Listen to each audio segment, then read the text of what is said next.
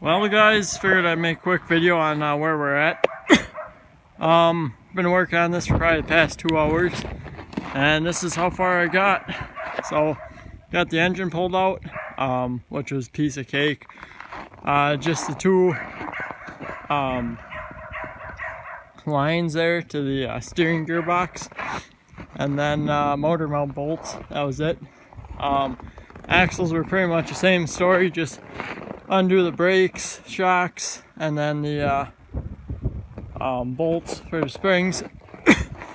So we're pretty much down to just the frame. There's still some stuff I gotta pull off, like this unit, brake lines back here.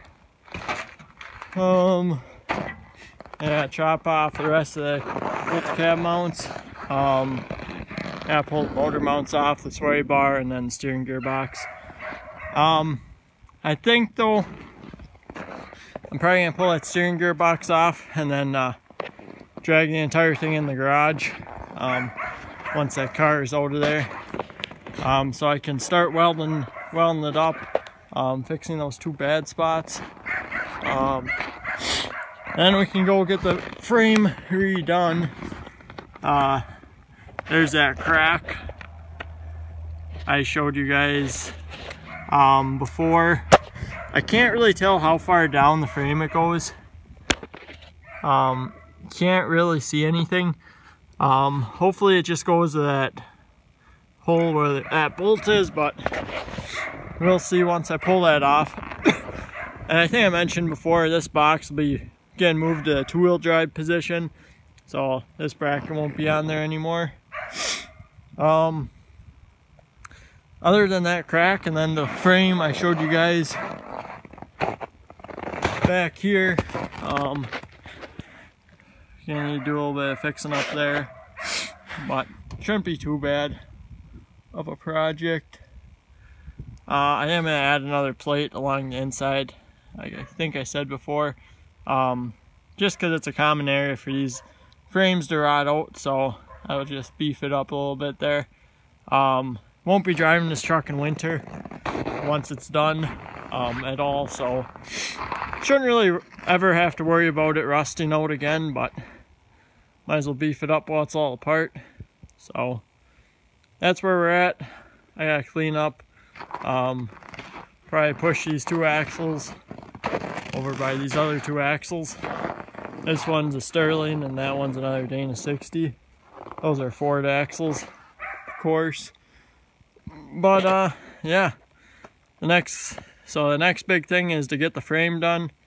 Once the frame is done and getting blasted and powder coated, I'm gonna turn my attention either to probably pulling the motor out of this truck, and then we can bolt on the clutch and tranny and get all that ready to go.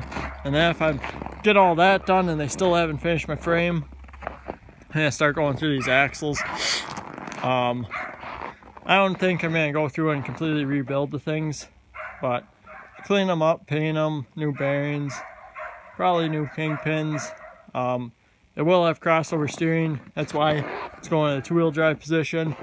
So I'll probably get all that assembled and stick it on here.